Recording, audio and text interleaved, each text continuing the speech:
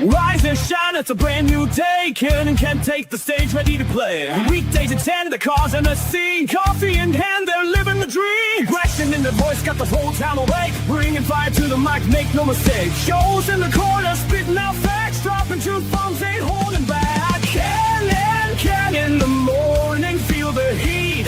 From 10 a.m. CST, can take a seat. We live and love that break in the mind.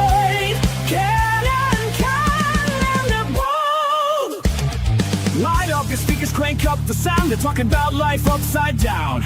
Opinions exploding like a sonic blast. In the studio, they're built to last. With passion and grit, they engage and ignite. Every single week, their foes can't fight. From sports to politics, This is a Huddle Sports Network broadcast. You can find us on Roku TV, Amazon Fire TV, Facebook, and of course YouTube. Get all your NFL news here first. Good morning and welcome to another edition of Ken and Ken in the Morning. Of course, I've got Ken with me, and of course, look, Fred, always on time. You know he'd rather be fishing. Good morning, guy. What's up there, Fred? Oh, let me get.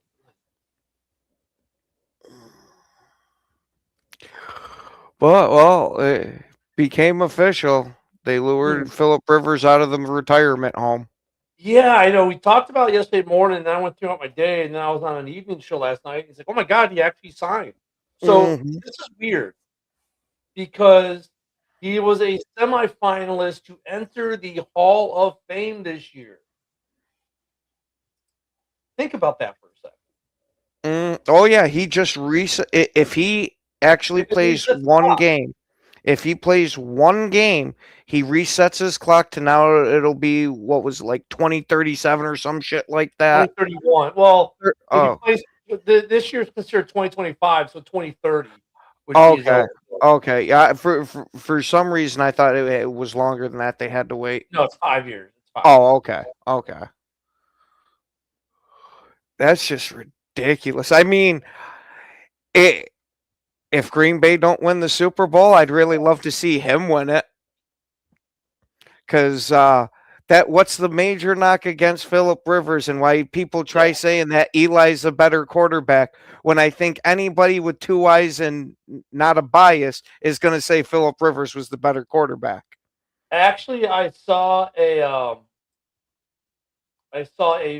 funnier reason why he came back. You want to know the real reason he came back? Because Matthew Stafford is about to break his all-time passing yards number.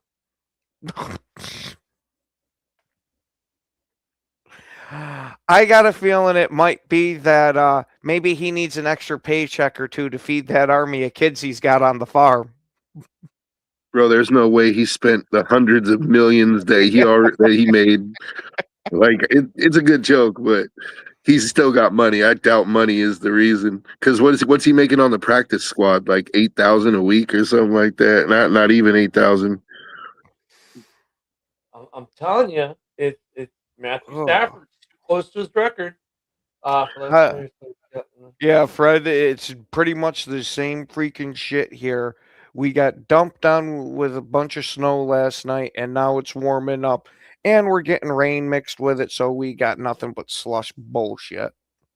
I mean, think about it. Think about it. If you're Philip Rivers, right? Like, you never won a Super Bowl. Here you have a chance to hop on a team that's, they still got a couple games left, so you could really impact that record. If you could put a couple of wins together, like all of a sudden you get them a high seed in the playoffs. Like they did most of the heavy lifting already, dude. Like now you get into the playoffs.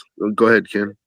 Not even that, Joe. I mean, you're right, but take it a step further. He gets them a playoff win. I was going to say, I wonder if this is a bit of a pissing match with Joe Flacco, that you can't just be the only guy coming out of the nursing home to win games. I'm going to do this shit too. So the dude's 44, turns 45 on Tuesday. On Tuesday, he turns 45. Here's the thing, and I think he starts this weekend, to be honest with you, because he is their best option. But look, if he gets him a playoff win, that's a feather in the cap. And let's go a step further. I know you go, oh my God, he's a semifinalist. If you know you're getting in the Hall, you probably don't sign the contract. If you think there's a good chance you're not going to get in this year for whatever XYZ, and these guys know the lobbying and the politicking and all that, it's their club. It could be one of two things. One, he knew he was going to get in. He's like, I really don't care. It's more about the game, and I want to accomplish this goal in life. And I can show my kids and my grandkid that it can be done. How crazy is that? Or two, like he knew he didn't have it. He wasn't going to get in. He's like, Eli's got 2 rings. He's not even in. I have no rings. I have no playoff wins. I don't think there's no. He's got playoff wins. He went to the AFC Championship. So he's got a handful of those. He's like, you know who else has records like that?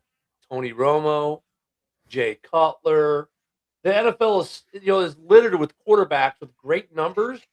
That Romo doesn't have the playoff win. No, Romo has the playoff win. Romo has 1. Cutler has like 3, right? Because Cutler went to an NFC Championship. So I mean, you got some saying though. Philip Rivers is kind of in that batch, in a weird way. He's got some more records, like all-time leading passing record. Okay, great, but I mean, he's kind of in that batch of quarterbacks with really superb numbers. Who you would look at and you go, as a fan, we look at and go, yeah, I don't see why this guy wouldn't be, but no Super Bowl ring, no MVP, right? One of the biggest qualifiers. I'm sorry. Go ahead. One of the biggest qualifiers that the Hall of Fame writers who actually vote on the players look for is were they a top 5 player at their position for at least a period of 5 years. And if that is one of the heavy criteria that you're using, I don't know how you can keep Philip Rivers out. He was definitely he may not have ever been the number 1, but he was definitely a top 5 for most of his career. This is from his Wikipedia, of course. So okay, his playing career is hilarious. San Diego / LA 2004, 2019, Colts 2020, Colts 2025 to present. Right. Coaching, he's been coaching since 2021. Not far from me here, and they've been doing phenomenal. He was NFL Comeback Player of the Year in 2013, 8-time Pro Bowler, NFL passing yards leader in 2010, passing touchdowns co-leader in 2008, passing rating leader in 2008, completion percentage leader in 2013. San Diego Chargers 50th anniversary team. That means nothing. And then everything else he has is NCAA records. NFL records, he has 1. 25 consecutive pass completions, which he ties Nick Foles and Ryan Tannehill with. His completion percentage for career right now, 64.9%. TD to interception ratio, about 50-50, 421 to 209, or 2-1, I mean. Passing yards, 63,440 with a passer rating of 95.2. That's his career. I mean, solid, but maybe not Hall of Fame.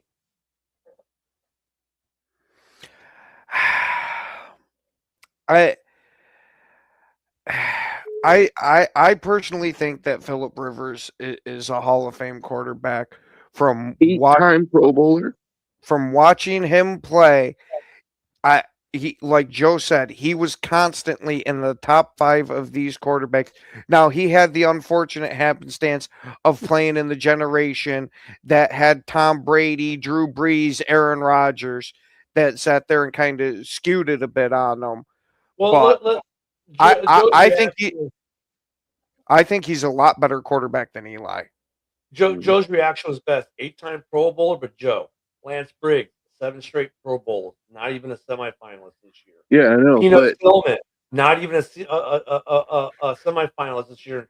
That's the guy who engineered the peanut punch, which is still revolutionizing football today. I mean, to the Pro Bowl. The thing that I don't get is all those accolades that you read off. I didn't hear one first or second team All-Pro, and that to me is a travesty because Like, and this is coming from a Raider fan. Like, I am no fan of Phillip Rivers. Like, let me tell you, like I used to hate Phillip Rivers, and then I used to love watching the Raiders sack Phillip Rivers. But like, no first team or even second team All Pros. You're telling me that season that he went to the AFC title game, he didn't deserve first team All Pro on a torn ACL? That's just according to his Wikipedia. I mean, on a torn ACL, went to the AFC Championship game, and it wasn't like they just rode LaDainian the whole way. Like Phillip Rivers, look at his stats from that season that they went to the AFC title game. Like, so you know? yeah, I mean, he had 6 postseason appearances, 4 division titles in his career. He led them to their first playoff win since 1994. In 2007 when they went to the AFC Championship game. He reached the playoffs with the Colts in 2020. He's ranked 5th all-time in passing yards and touchdowns, both of which are the highest ranking amongst quarterbacks without Super Bowl appearances. He's also 2nd all-time in consecutive regular season starts by a quarterback, having started every regular season game between 2006 and 2020. He is considered among the greatest quarterbacks that never played in the Super Bowl. And I agree with that. You know, I agree with that.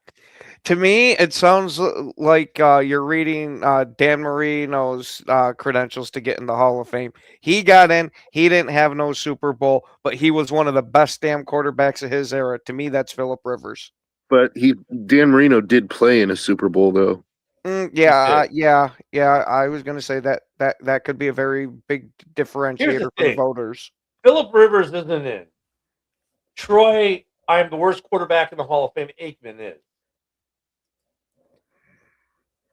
Which that alone should be an argument, like, because Troy Aikman has his career stats. They're very Terry Bradshaw-ish. Like they're very Terry. Like I Bradshaw gets people nowadays that they're like, oh, Bradshaw's a Hall of Famer. He won 4 Super Bowls, but nobody ever goes and looks at his stats. Bradshaw finished his career with more interceptions than touchdowns, and it was like 150 touchdowns. Like, and here Phillip Rivers is 5th all time in touchdowns and in passing yards, and he's not going to go in the Hall of Fame. How? Like, doesn't the fact that he's 5th all time in both touchdowns and passing yards make him a top 5 quarterback? And dare I say, Troy Aikman could be the reason why Eli doesn't get in, because people look, we make this argument about how bad Troy Aikman is, but yet he's in the Hall of Fame. And look, when I say how bad Troy Aikman is, I mean, he's bad in terms of the Hall of Fame quarterbacks he's surrounded with, right? And Troy gets in only because his team achieved 3 rings, because Troy in of himself is not a Hall of Fame quarterback. His team made him a Hall of Fame quarterback.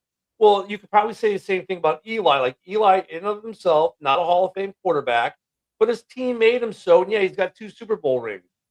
I think Troy Aikman's a reason why some guys like Eli maybe don't get in, because the Hall is going, people make this argument about Troy Aikman all the time, and they're really not wrong, or Terry Bradshaw, and they're really not wrong, right? So now you look at a guy like Phillip Rivers, who has a massive amount of numbers, but no Super Bowl.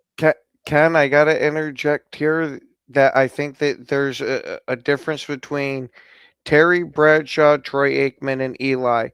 How many Hall of Famers did both of those guys play with versus how many Hall of Famers Eli's playing with? You don't hear. I was going to say you don't hear many people arguing about, there's like 5, 6, 7, 8 guys on that 2007 roster there that they're definitely getting in. He had Michael Strahan. Can we name another Hall of Famer? Because I don't know one besides Michael. No, I mean, it depends on if you consider like Plexico Burress a Hall of Famer. He made a clutch throw to Manningham, who was also never going to be in the Hall of Fame, and that might be a lucky catch. I mean, look at Cam's like, okay, yeah, sure, he made some clutch plays. Yeah, his playoff runs for those 2 Super Bowls, I will not take anything from him. He played outstanding. Outside of those 2 runs, though, he was very average. I mean, Cam, I'm just saying it's like, I get it. I'm not trying to poo-poo that, but I mean, at the same time, it's like, okay, he made a couple clutch plays. I mean, but if you look at the breadth of his career, what did he really do? That's the thing. Because he played so well in those playoff runs versus the contrast to how he played every other time, I think that's what makes it such a weird thing with Eli. Those were absolutely outstanding runs, but it's hard. It's probably hard, and this is just an assumption here. And granted, this is a bit of a joke, but for the writers to get the Eli face stuck out of their head of him just sitting on the sideline of, do we really want to put that in the Hall of Fame? Right. But he's NFL royalty. He's getting in, dude. He may not get in first ballot, but there's no way they're leaving Eli out. At some point, yeah, I would think he is. Philip, come on. It's a little bit too soon, buddy. Let's not Joe him now. With Brock. Joe's already got a gold jacket on Brock Bowers. Hey, you might want to watch out about talking shit about Brock Bowers. You might make Joe renege on his thing about not saying that. Believe me, I will never say another bad word about Brock Bowers. And the playoffs are coming up, Ken. I will never ever say another bad word about Brock Bowers. That son of a bitch is the best football player to ever touch a field. Best tight end, at least. He is the best. He's the best player ever. Crown this guy already. I'm not taking any more fucking chances. Look at even Romo has better numbers, I think, career-wise than Troy Aikman does. So does Jay Cutler. I mean, Romo is just he won 3 Super Bowls. Okay, great.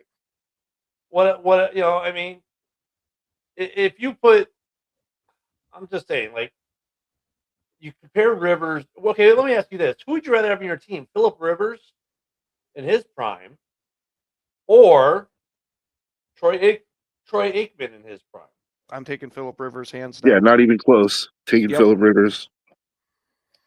Troy Aikman. I thought you were going to say Eli Manning. Ooh, that's a good one, Ken. What? Did you hear Troy Aikman or Tony Romo? You know what? As mediocre, as pedestrian as Aikman's numbers are, he did win some big games, and you got to give it to him. They won 3 Super Bowls. Don't get me wrong, but during that phase when they were the Niners and the Cowboys had that rivalry in the mid '90s, dude, the Niners were a stacked fucking team, and Troy Aikman went into their house and beat them in the NFC Championship game. Yeah, go ahead, Ken. I agree with Philip. Give me Romo over Aikman for those games.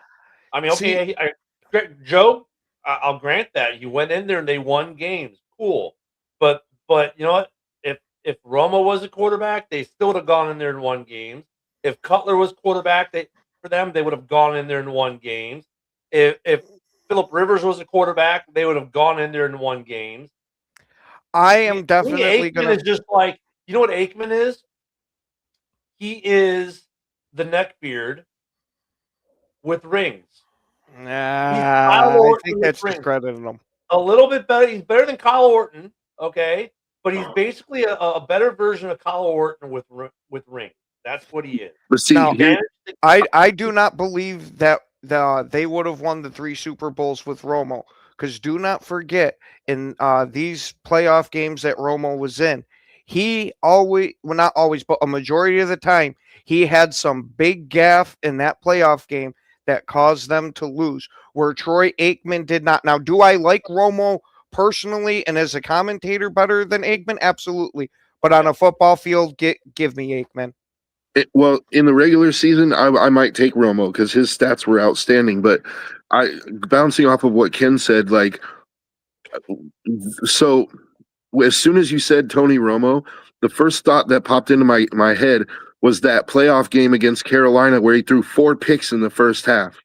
Mm-hmm. As bad as mediocre as Troy Aikman was, I cannot remember a single playoff game where he threw 4 picks in the first half and just totally buried his team. Like, and that's what I'm saying is sometimes it's what you don't do, right? Like, and for me, that's why I would take Aikman is because, like, while his numbers were pedestrian, he never buried the team in a playoff game like that. Like, you know, he might have a pick, but it's like I'm struggling to even remember a two pick game for Troy Aikman in a playoff game. I'm right there with you, Joe. That's why, unfortunately, I got to take Aikman as a football player.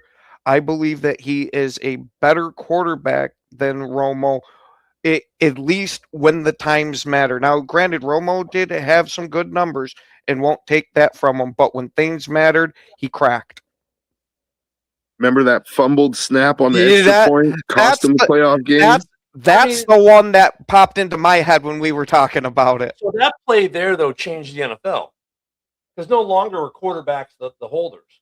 Mm-hmm. I mean, How are we going to say how many years did we see it was the backup quarterback as your holder? Because if you wanted to do that fake field goal, you wanted somebody that could kind of throw.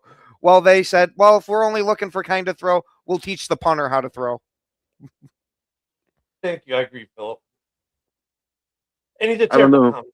I'd have to go back and watch those Super Bowl performances again and see how Aikman did in the biggest stage. Like, you know, it's been a while. Mm-hmm. I hope you guys enjoyed the cameo by my grandson in the background as we got invaded by 3 cats and a grandbaby. Sounds like the name of a new sitcom. Cats and grandbaby. Hey, look, I got something in common with Philip Rivers. We both have a grandkid. I think that might be where the comparisons end, though, buddy. You know, like I think this might sound like a crazy comparison, but like I think a better question would be like, who would you if you take the blinders or you take the rose colored glasses off and you compare Peyton Manning and Phillip Rivers in the playoffs? Like, I think there's an actual argument to be made there. Like, outside of, Peyton Manning won a Super Bowl with the Colts, right? They had a great team. And then he won one with the Broncos, but come on, let's be honest. Like, the defense won that Super Bowl for him. Like, so if you take his whole body of work and compare it to Phillip Rivers, like, I think there's an argument to be made there. Like, if somebody told me they would rather have Phillip Rivers in the playoffs or in a game than Peyton Manning, I wouldn't call him crazy. It's just kind of strange, man. I mean, think about, like, we haven't seen Phillip Rivers since COVID. Yep. And for him to be a semifinalist for the Hall of Fame this year, and we're arguing the merits of him already being a Hall of Famer, and he decides, you know what? Yeah, Indy, you need some help. I'm going to come out of retirement. You know, I mean, because the high school football season's over. So here's the funny thing. If his plan is just to play this season, the remainder of this season, and whatever the playoff run should be, and then go back to the couch, he is not even going to miss a single game for high school football, probably. Because most state championships are long over. His high school football season's over. So, like, he's not going to miss a beat. Can you imagine it? Hey, my high school football coach is currently the starting quarterback for an NFL franchise. I mean, Jesus. I mean, I got a compelling question for you though, for all of us. How far does Phillip Rivers have to go if he does end up playing? How far does he have to go to where this decision to return actually helps his Hall of Fame status rather than hurt it? Win one. You think so? Game. I don't think it can hurt it at all. I think the fact is, if he comes back and is even halfway decent, if he has a completion rate around 50% and has a 2-to-1 touchdown ratio, or even maybe a 1-to-1 touchdown interception ratio, I think he's okay. I don't think at this point he can hurt himself, but he can help himself, because when in terms of hurting himself, he comes back up in 2030. Say, yeah, but what about that 2025 year? You mean when he came off the bench when he was a semifinalist last time? At 44 years old. Yeah, to help a team out that had no quarterback because of their injuries and everything else, and to do what he did. In fact, I think it already helped him being self-sacrificing, right? In that regard. I mean, I don't look unless he comes out and throws 15 passes and 14 of those are picks. I don't think he can hurt himself. I honestly But don't if he wins even. a playoff game with this team, or even gets into an AFC Championship game. Hold on. Let's fucking walk the dog here. What does it do for him if he wins the Super Bowl with them? But that's what I was gonna say. Is like I kind of feel like it's Super Bowl or bust, dude. Because if he comes out, I mean, maybe AFC title game, but if he makes an AFC title game and loses, right? Then it just further cements that argument. Well, he couldn't win the big one, right? No, it doesn't. And Because I don't know. the value- I don't know at 44 years old Yeah. if that's going to be the not coming out of 5 years on the retirement. couch. The Yeah. guy spent 5 years on the couch, was a semifinalist for the Hall of Fame, came back and took him to an AFC Championship game off the couch at this point in the season. I mean, all these mitigating factors will be factored into this outcome. If he gets to a Super Bowl, I mean, if he just even gets to the Super Bowl, and let's say they get the Super Bowl and get destroyed, who cares at that point? He got to the Super Bowl. Yeah, and shit. Even if it's that they just ride Taylor for it, him just Yeah. being there, I think would be enough. I mean, because you look at the situation the Colts are in right now, dude. Without Phillip Rivers, they have no shot. None. They might as well have you or I at quarterback. That's the shot they have. But just remember, Phillip Rivers, like his last year, he looked really washed. Like he looked that's really what happens washed. after a long ass career, though. But look how Flacco looked after coming off the couch. He retired, was on the couch for basically the whole season. The Browns bring him back with 5 games left, and he takes them into a playoff run. So I mean, and now look at Flacco 3 years later, still going. I mean, Yeah, granted, this is a little late for a complete rebirth of Phillip Rivers, but there is some precedence of guys coming back. I was going to say, Ken, I think that is a very good comparison because we were all talking about how washed Joe Flacco was before he retired. That, man, was he even ever really in that elite conversation? They were even going in the past and talking shit about him. Well, now that he had that year off and came off the couch wiping the freaking Doritos off his shirt and went and won a playoff game, that sure changed a lot, and especially with the way he's playing now. Yeah, and then you look at it, like last year was kind of like, okay, he had okay year last year, but then you look at this year, he kind of got used a little bit, like, the whole Cleveland situation. And then they said, but look, in Cleveland, he kind of like was the bridge that kept them afloat. And look, they did right by him by sending him to Cincinnati, where he had a better chance of winning, because they knew they'd have a chance. They said, we don't have a chance of winning, Flacco.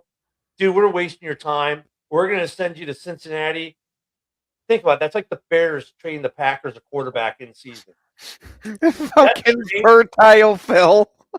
So look at if you want to think about this Flacco trade to Cincinnati and how big it was, that's like the Bears trading their starting quarterback to Green Bay, because that's basically what happened with that trade. Because Cleveland and Cincy are just as big of rivals within their state, right? So they sent him off to Cincy to play for Burrow, and he kept Cincy viable, right? I mean, dude, he played. He almost beat the Packers. He almost beat the Bears. I mean, he kept them in games. Like, he made those games worth watching.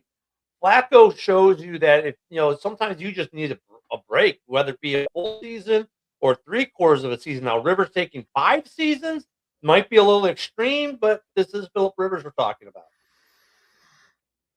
I think there's a path for Phillip Rivers, but I think you have to keep him away from the deep ball, because it's just like Flacco. Like the arm strength is no longer there. But what did the Bengals and the Browns, when they were having success with him, what were they doing? It was that short and intermediate game. It was taking advantage of Flacco's mind, right? Like that, his ability to read a defense, to see what they're doing, and okay, this is going to be my choice, right? Like this is going to be my route.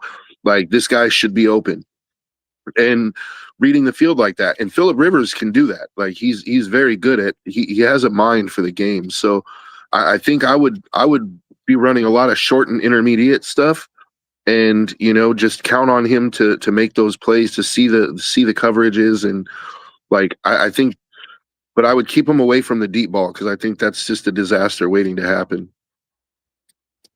That's just my take on it. I think if you brought him in there to game manage and just run the shit out of Taylor, like have him throw when he needs to, short and intermediate stuff. You have Pittman is a pretty decent receiver, right? Don't I they would have assume that's the game plan, Joe, though, because like you're not you got to look at a couple things. They probably, here's the reason why the Colts probably call Philip Rivers. The last team he played for was them. The playbook isn't the same, but it's not like unworldly different where he's going to be able to catch on. And with now, if he plays this week, he'll have had 3 or 4 days with the playbook. I think it's going to be short, intermediate passing, and a long ball. Be like, just do a go route. Okay, basic long ball. I don't think it's going to be anything too complex. I think it's going to be a very dumbed down offense for this time of year, which actually may work to their benefit too, if you think about it.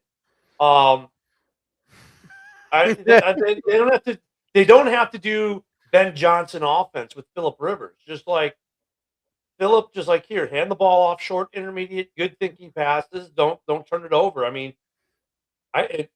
as they progress throughout the weeks, because he's such a good professional, they're going to add wrinkles from this week to next week to the following week to the playoffs. Yeah, and that's what I'm saying as far as the path, because what are the Colts like? They have an excellent running back. They have a really good rookie tight end, right? Like, but it's like just run the ball and play good defense. If you can play good defense, like those are things that translate well into the playoffs, right? Like that's what I would try to do if I was them. I wouldn't try to put it on Rivers' shoulders, but that way it's not like you're counting on him to win the game for you. It's just like then his presence becomes a bonus, right? Because like he has that mind, so that when you have to throw, like he can do it. But I wouldn't put it all on his shoulders. I wouldn't like tell him you got to win these games for us. Like so, right now they're 8-5, so they're on the outside looking into the playoffs, right? Barely. They're right there. They're 8-5. We talked about yesterday about a team who fell off. They're 8-5 now. Their remaining schedule, and you figure they probably need to win get to 10 wins to get in, probably. So they're at Seattle this week. They go home, then they're at home. That's Christmas week already, geez. Against the 49ers. Then they're at home against the Jags, who just smoked them this week with no quarterback. And then they finish the season in Houston against the Texans. Not an easy schedule. Especially that Houston game. I really don't want to see Philip Rivers die on a football field. And you're talking, he's playing, all 4 games are against playoff contenders. You know what? I think with that said, like I was unaware of the Colts' remaining schedule. I think a playoff berth pretty much seals if he can come in and win enough of those games to get them to the playoffs. Like that's a tough road, dude. To come out off the couch and go beat the Niners and go beat the Texans and beat the Jags, like that's just getting them into the dance. I think cements his Hall of Fame status. How do you game plan for Philip Rivers this week? I think that's the answer. Nah. I mean, you figure here they're going to get a lot of Taylor. You got to figure, he signed on Tuesday, so he probably got a little bit of work in Tuesday. Got some, got the playbook, did some homework. Wednesday, got a practice in. Thursday, got a practice in. Friday, did a walkthrough. Got on an airplane Saturday, kept reading the playbook, and then he's playing a game Sunday on the road in Seattle. How much work is he really going to get in? How much, he doesn't know any of these players. Were any of these guys even on the team outside of his running back when he was here last time? Maybe Pittman. Was Pittman? How long has he been in the league? I don't remember, honestly. How many of these guys were on the team in 2020 when he was here? So he has very little familiarity with any players, possibly maybe 1 or 2 or 3. And so if you're look, this is a week right now. If you're doing predictions, which we are doing tonight on JB's Roundtable, you're going to look at this game and go, this could be an upset. This game has upset written all over it. Why? Because how do you prepare your defense for Philip Rivers? Well, it's going to have to be very basic, but then he's going to do something. He still is Philip Rivers. That's going to surprise them. He's going to complete some passes that they're like, well, we didn't think he was going to be ready to do that. I think he's in that situation. Like, if he wins 2 of these games and gets in the playoffs, or his kid's as old as the best. I mean, dude, his oldest kid might be old enough to be playing in the league. If you think about it, he's got a grandkid. So, I mean, if he wins a game, if he wins this weekend or wins 2 games, I mean, for him, complete success. They get a playoffs, it almost cements his gold jacket. Yeah, I gotta 100% agree with And you if there. he doesn't, it doesn't hurt him because look at who they're playing against. And he's like, hey, I sacrificed, to help. I wasn't convinced. I think that even helps him even still. That you had enough balls to go in there as an old man and play against these teams. Now, here's the bigger and question. all 4 of these teams like are playoff contenders, but a few of them are hot. Like the Jags right now, they won 6 straight games, something like that. Like the Texans are making a run. But here's the thing: how is he going to do that first time he gets hit? Dude, I can tell you what. Being 45, and I think I'm the one on the panel who's been that age. Well, no, wait, Joe, how old are you now? Joe's right around there. Joe's around there. You know what it's like at 45. Anything you do has a little more pain than it did when you were young. Can you imagine being 45 taking a hit from an NFL linebacker? Bro, I'm 43 and it hurts. I'm going to be 43 next week and it hurts to yawn, dude. Like, dude, when I got the 50, it was like certain things that you think would be easy, like sometimes like even putting on socks gets you a little bit of pain. Getting out of bed.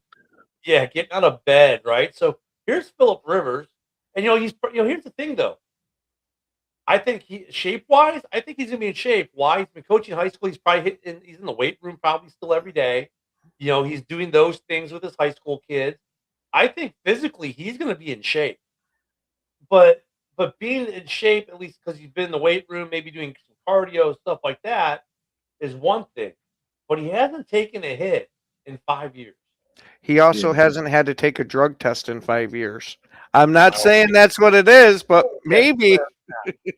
He just went and cycled up for a couple of years, and now he then got clean, and now all of a sudden he's like he can piss clean, but he's like super jacked. Don't worry, Joe. He'll be allowed to pulse. Yeah. Oh, they're giving him the John Jones treatment. No, dude, look, I'm not for fantasy. But here's the thing about Rivers, though. Like, I think he'll take a hit just fine because Philip Rivers, like, again, like I said, I'm no fan of Philip Rivers, right? But one thing I got to give that son of a bitch is he's a tough bastard, dude. Like, I've seen the Raiders defensive line pound on that dude for a whole game, and he just he never goes out. Like he never goes to the sideline. Think of the last time you saw Philip Rivers go to the sideline like, "Ow, my wrist hurts," or "Ow." The dude played an ACL. The dude played with no ACL. So here's the question. And Jim says, okay, what if you got 1 week left in your fantasy league, you've lost your quarterback, and if you're this league, I mean, first off, who's your quarterback that you lost your quarterback? You're probably not in playoff contention. But would you pick up Philip Rivers for fantasy? Well, if you're in a league where your quarterback just went down, I mean, you're not going to get another quarterback off the waiver wire probably. So yeah, you would, I guess. But even in a 12-man league, you should have at least one good quarterback on your roster. Even if you don't, I would take anybody else off the waiver wire that happens to be sitting there than trying to hang my hopes on my fantasy on a 44-year-old quarterback coming out of retirement. How bad is your fantasy football team if you're at this point you don't have a quarterback? That's fair, but let me also throw this out there for all of my fellow conspiracy theory guys. The NFL loves a good story. That's one thing we know. And Philip Rivers coming back at 44 years old off the couch is a good story. So I'm just saying there's a non-zero chance that they might get some ref help over the next couple weeks that keeps them in games or gives them potentially opportunities to win games because it looks good. It's a good feel-good story for everybody, right? Joe hit it on the head. It is. Look, the NFL loves storylines, but yeah, don't start them on your fantasy league. And if you really need a quarterback that bad in your fantasy league, you're probably not making your playoffs anymore. Oh, okay. 3 quarterbacks is an option? Jeez. I mean, well, look at depending on what your other flex option is. I mean, you could, you might pick him up to stash him on the bench in case he goes off this weekend. But yeah, I really like Philip Rivers as a quarterback and all that, but I'm not wasting a fantasy roster spot on him. no, but I mean, like if your other roster spot was going to be like, oh, let's think of a quarterback will get no numbers this week. Jameis Winston. Tagovailoa, who's going to be playing in another Frozen game where he's not going to throw as much. I mean, if you've got if you're a third quarterback in your fantasy team that you're playing, or maybe Shador Sanders, or who might get picked off 2 or 3 or 5 times this weekend against the Bears. I mean, Geno Smith. You can't do any worse than Geno Smith if you're starting Geno Smith on your fantasy roster. So I mean, if you're in one of those leagues where you're starting multiple quarterbacks and your second quarterback is like one of these bottom end guys, Philip Rivers can't do any worse. For you than say Geno Smith. Yeah, go ahead and give yourself a round of applause for that Geno Smith take, dude. Like, can't do any worse than Geno, dude. Cannot do any worse than Geno. We'll give you the golf clap on that one. Like, but the thing is like, does 10 wins get you in the playoffs in the AFC though? It might. Like right now, I think they the 7th seed has 9 wins already. All right, so the Pats are 11 wins they're getting in. Let me hit the 4 division leaders first. The Pats at 11. Then the North is going to get 1 team in because right now the Steelers at 7 wins. The Ravens are a game behind. The Jags are at 9 wins. The Broncos are 11. There's your 4. Now after your 4, then you got the Chargers with 9 wins. The Bills with 9 wins. So there's 2. And now your 8-win teams are the Texans, the Colts, and the Colts. And then hanging behind them at 6 wins are the Rape Cave and the Chiefs. But all 3 wild cards have 9 wins, right? No. 2 have 9 wins. The Bills, the Bills are at 9 wins, and the Chargers. Then you have 3 teams at 8: the Colts, the Texans, and actually the Colts and the Texans. Yeah. So are the Texans the 7 seed right now? Technically, yes, on tiebreak, I believe. Well, that's good for the Colts because they play them in a couple weeks. Mm-hmm. Yeah, so the Texans won their first meeting. So if the Colts, then you get all the other different tie breaks. But yeah, I mean, honestly, like, and look at the Chargers. They're only a game behind the Chargers, a game behind the Bills. The Chargers have a pretty decently schedule. The Bills, I think, have the easiest of the schedules.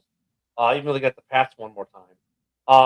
But look, it's totally feasible for them to get in. But I think you're looking 10 wins minimum to get in. Of the next 4 games, the Texans, probably win at least 2. The Chargers probably will win at least 1. The Bills are going to win at least 1. So that's what I'm saying. 10 games is your minimum. And look, it's the same thing in the NFC. In the NFC, 10. It's going to be now. The NFC is actually a little bit easier in a way, but there are more teams in contention. The NFC, you're looking at minimum 10 games to get in, probably 11.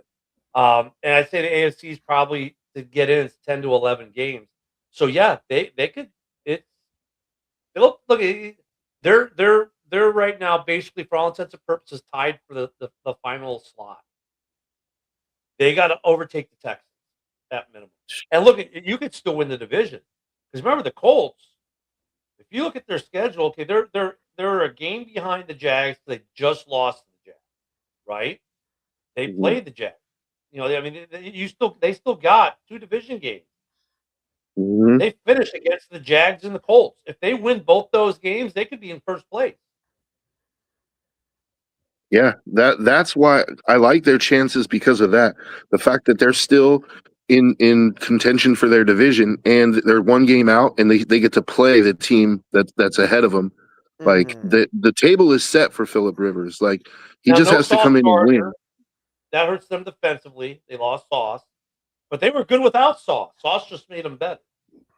Remember, they were a 6-7 win team without Sauce. So at that point in the season, so that hurts, but it's not. It's kind of like with the Bears right now, with like Stevenson going down when Jalen came back. Cool, but their backup leads the NFL in interceptions. So your backup is still really good. They got that situation with the Colts. Yeah, Sauce is gone, but their backup was the starter for the first half of the season. So they're okay there. They're still a very good defensive team. They're still going to be a good offensive team. And I think Philip Rivers, with him coming in too, versus let's say a rookie or a younger player, decision making is what's key for Philip Rivers. Not turning the ball over, not making bad decisions. We know Philip Rivers makes pretty good decisions overall. So all he's got to do is, be neckbeard. Be Kyle Yeah, Orton. but Philip At Rivers minimum, be also Kyle Orton. Take care of the football. He's got two jobs: take care of the football and try to make a play or two in the game with his arm. yeah, but the thing with Rivers though, one thing that over his career, he has that riverboat gambler in him, dude. Like he really does. Like he's thrown Philip Rivers, if he has an opportunity to take a chance, he's gonna take it, dude. And that's what I think he worries me takes about it. chances more or less, though, if he has to, not because he wants to. At this Yeah. Well, that's what I agree with you. I think if that's the approach he takes, where it's like if it's absolutely there, I'm gonna take it, but and not try to force it, he could do it. But I just hope that he's not like, taking all his money and like putting it all on black on one roll, like fuck it, let's do this. I'm either gonna double up or I'm in the poorhouse, dude. Like I don't want to see that Philip Rivers, like, you know. I am just wondering how much of his family he's flying out to either Seattle or going to fly into Indy for that first home game.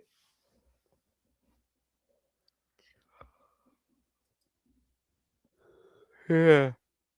Shit, they'll have to carve out an entire section of the stadium to get his family in. Oh, we looked this up Very last night, by the way. He is only the second player in NFL history to be a grandfather and be actively playing. Who the hell is the other one?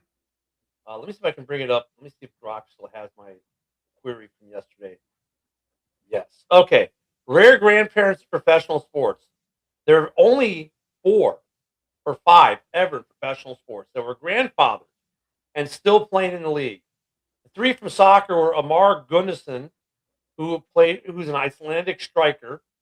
Okay. And he had his grandchild in 98 and played until 2001. Raya, a Brazilian midfielder who was a 1994 World Cup winner, became a grandfather at the age of 33, so that's kind of cheating. And he only played for a year and a half after that.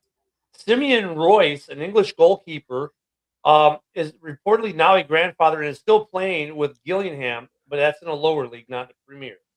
In the NFL, Philip Rivers, as of December 2025, is one. I'll give you guys a guess. Who is the other grandfather in the NFL? Was it Brett Or- Favre? Yeah, it is Brett Favre. He became a That's- grandfather in 2010 when his grandson Parker Brett was born, and he was 40, and he was playing with the Minnesota Vikings.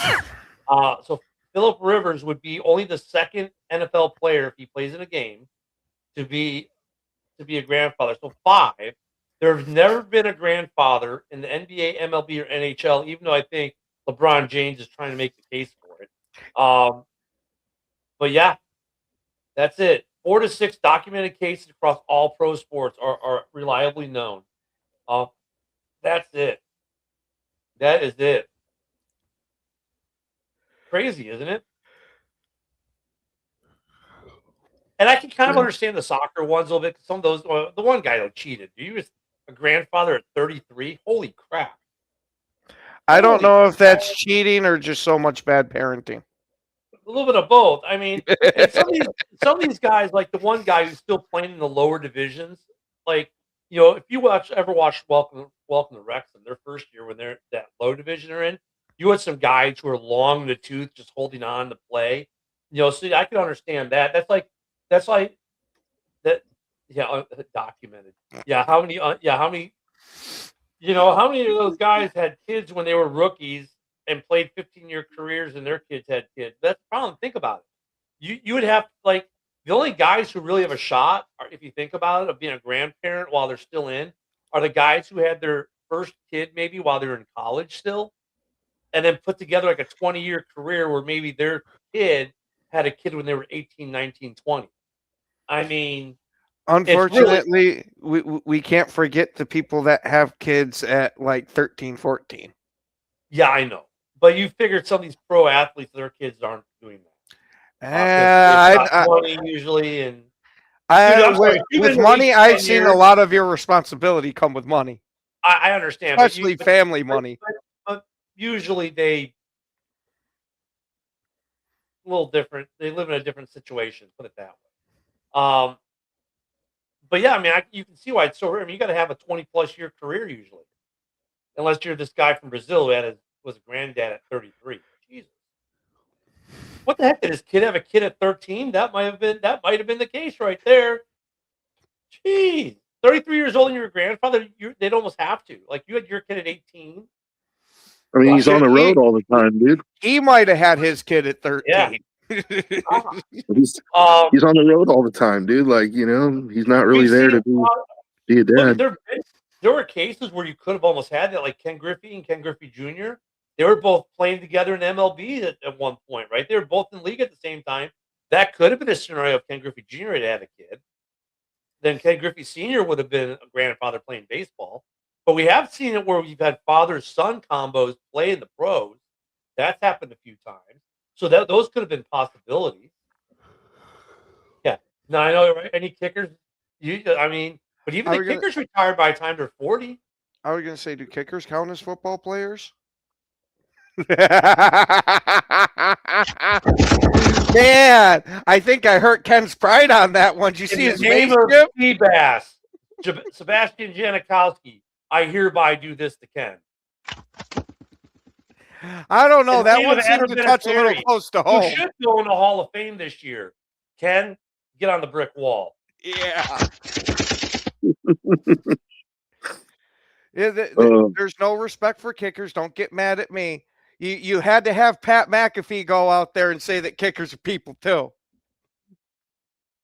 I mean, some of the kickers. I mean, even though like Vinatieri, like how old was Vinatieri when he retired? He was in early 40s. I think somewhere around there. So even kickers usually retire out before that point. Like Martin Gramatica played till he was damn near 50. And what's that? Morton Anderson too. Morton Anderson played a long ass time too. Yeah, but are grandfathers? Are these kickers having kids where they can be grandfathers? If Bronny gets someone pregnant and LeBron's still in, that could have been so. I mean, you've had a couple cases where it could have happened. Father son both playing professionally at the same time. But yeah, I'm surprised none of them were grandparents. Then again, that's where you get into that whole documented thing. Man, it's going to be interesting this weekend, dude. Like to see, because I think I don't know how much it's going to tell us. Like, Rivers' first game back. Like, you have to think he's going to be starting, right? Like, I mean, they're not going to throw a backup out there. What else they got? Oh, our left tackle is now our quarterback. That's what they got. That's what I'm saying. God. Speaking of how we brought up Eli earlier, we can now bring his backup into it. Hefty lefty. So shocking news: Eli has now decided to come out of retirement to try to get in the Hall of Fame. It's like it just makes me wonder, like how much will we really be able to learn from this game against the Seahawks? Because like you said, the playbook is going to be overly simplified, right? What you're going to learn is how much of a hit you can take, how he is physically. I think physically you're going to learn a little. Mentally, you'll learn a tiny And as far as like how strong the arm is, you're not going to learn that quite yet. But I think he'll surprise people because you got to figure the thought is, well, look at 2020, his arm strength was going down, blah blah blah. Now it's been 5 years. They're going to think, oh, well, he can't do anything. I almost would bet that if I'm Seattle's defense in their when they're like, there's not going to be anything over 20 yards. They're not going to do anything deep. And I bet Philip has. And then watch Philip comes out with a fresh arm and hits someone for 35, 40 yards. Watch it happen. People are like, but dude, you got to remember one thing. It's not like Philip has just been on the couch. He's coaching high school football. He's on the whole football field. He is still slinging the rock around a little bit. You're going to tell me that he wasn't slinging the rock with his receivers? Oh yeah, that he wasn't showing his quarterbacks thing. That he hasn't been throwing the ball around some. Yeah, knowing how competitive Philip Rivers was, I can 1000% see him doing that. Mm-hmm. Yeah, there you go. But they need that. They need that win badly, though. Like, just to stay in it. Like, they gotta beat Seattle.